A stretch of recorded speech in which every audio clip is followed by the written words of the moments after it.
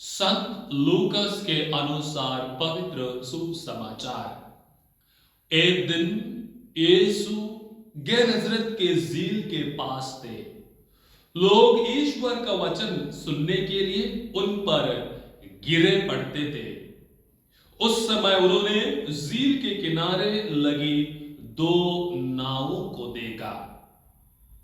मछुआ उन पर उतरकर जाल डो रहे थे। यीशु ने सिमोन की नाव पर सवार होकर उसे किनारे से कुछ दूर चलने के लिए कहा। इसके बाद वे नाव पर बैठे हुए जनता को शिक्षा देते रहे।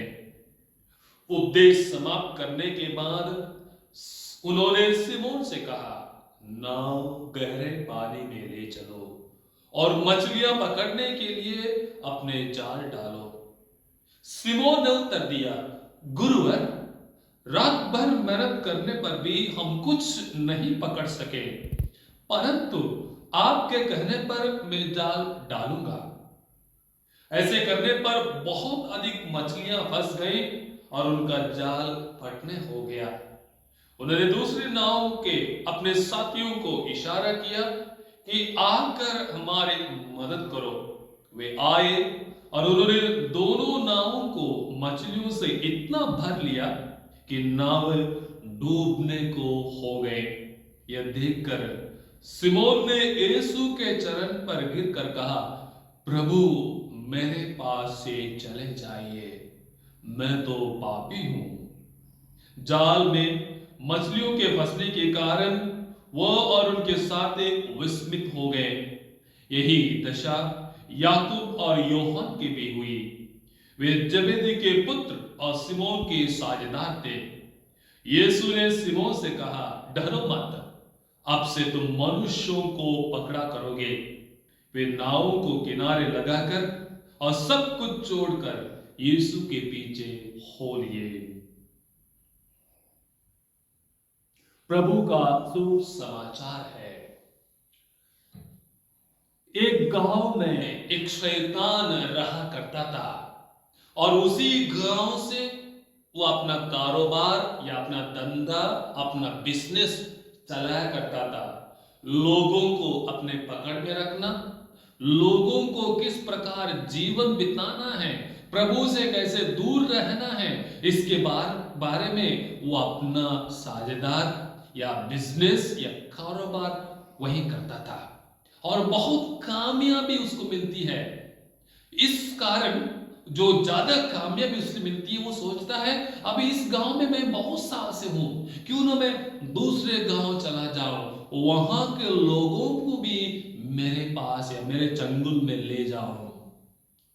जाने के पहले अपने लोगों से कहता है, उस गांव के लोगों से कहता है, मेरे पास बहुत ऐसे चीजें हैं, मैं आपको बेच कर जाना चाहता हूं और बहुत छूट दूंगा, मैं होलसेल दाम पर दूंगा। लोग उनके पास जाते हैं और सामान किस प्रकार का था, किस प्रकार से दूसरों को गुस्सा करना, किस प्रकार से दूसरों को पीटना, किस प्रकार से दूसरों को मलिनता का रास्ता दिखाना, ऐसे बहुत सारे चीजें थे। कुछ लोग खरीदते थे, कुछ लोग देख के वापस जा रहे थे। एक सज्जन आता है कुछ खरीदने के लिए, वो भी देखता है, सबका दाम पूछता है। शैतान सबका दाम बताता है और एक किनारे एक चीज रखी गई थी, वो थी निराशा।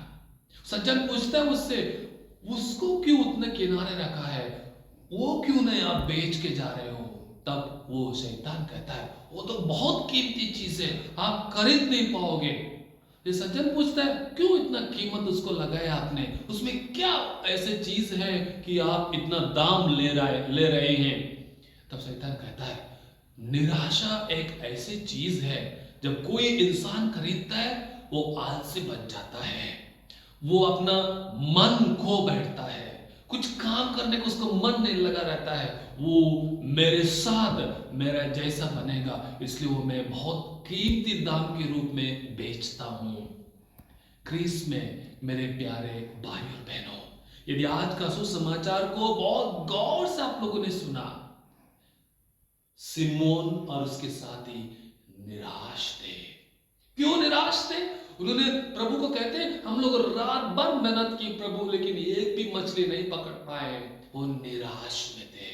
वो सोच रहे थे शायद हम मछली पकड़ना धंधा छोड़ देंगे, हम और कुछ काम करने जाएंगे।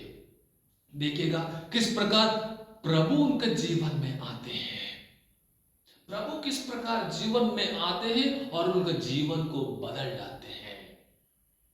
प्रभु उनके नाव से लोगों को प्रवचन देते, उसके बाद सिमोन से कहते नाव और आगे ले चलो गहरे पानी में।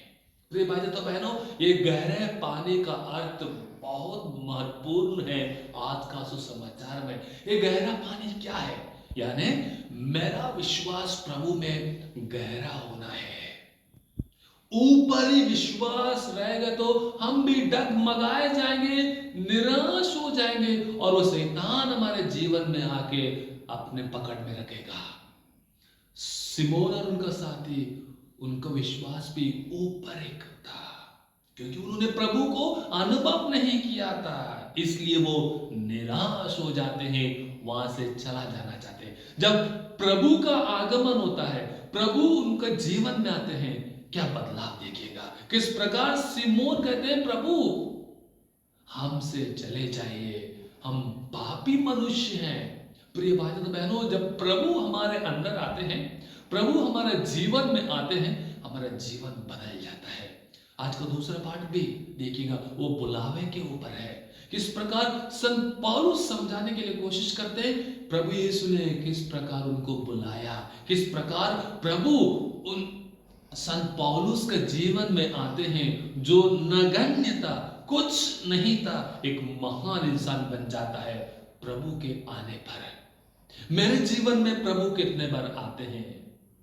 क्या मैं भी निराश में अपना जीवन बिताता हूं या प्रभु को मिलने के बाद मेरे निराशा आशा में बदल जाती है?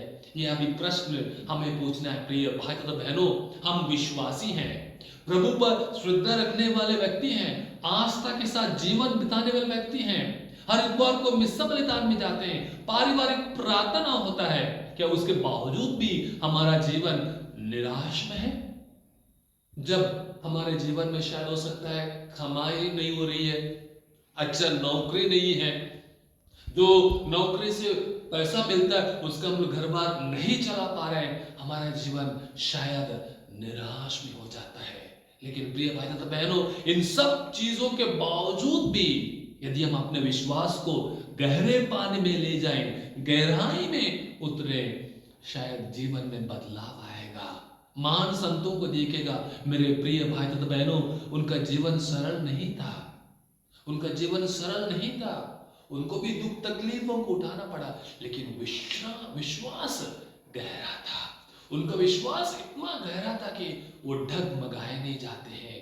नाव डगमगाती है लेकिन उनका जीवन नहीं डगमगाया। हमारा जीवन में ऐसे ही होना है। प्रिय भाई तथा बहनों, आज का सुसमाचार दूसरे पाठ से कुछ शिक्षा हमें लेनी है। सबसे पहले ये है बुलावा। प्रभु आपको और मुझे बुलाते हैं, जैसे उन्होंने सिमोन और उनको बुलाया। क्या उनका बुलावे को हम सुनते हैं?